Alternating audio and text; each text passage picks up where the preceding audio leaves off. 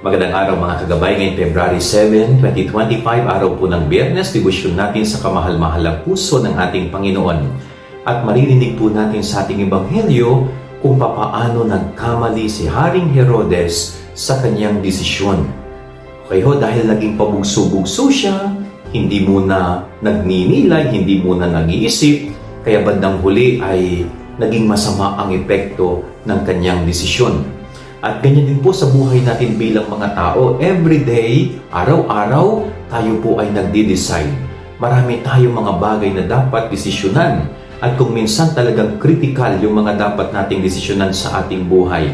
Pero pinaaalalahanan po tayo ng Ebanghelyo na bago po tayo sa nagagawa ng desisyon, may mga hakbang muna tayong gagawin. Una po, ipagdadasal muna natin, no? Magdasal muna tayo. Maganda na hingin natin ng liwanag ng Espiritu Santo para tayo ay gabayan kung tama ba ang ating gagawin. Pangalawa is pag-isipan mabuti, no? Huwag pabugso-bugso. Hindi yung naisip mo ngayon, desisyon agad, gagawin agad. Hindi po.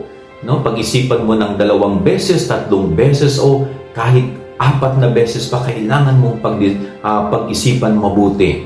Okay? And then pangatlo is you ask the opinion ng ibang tao, no? Konsultahin mo din sila, no? Baka mamaya mali yung gagawin mo at maliliwanagan ka sa kanilang mga sasabihin base sa kanilang naranasan sa buhay. No, very simple lamang po.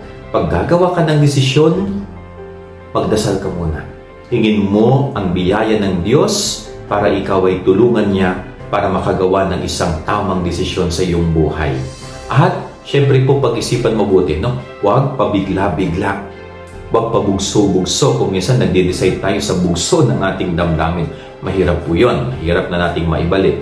At siyempre po, no? May mga wisdom din ang ibang tao na nasa paligid natin. Then solicit.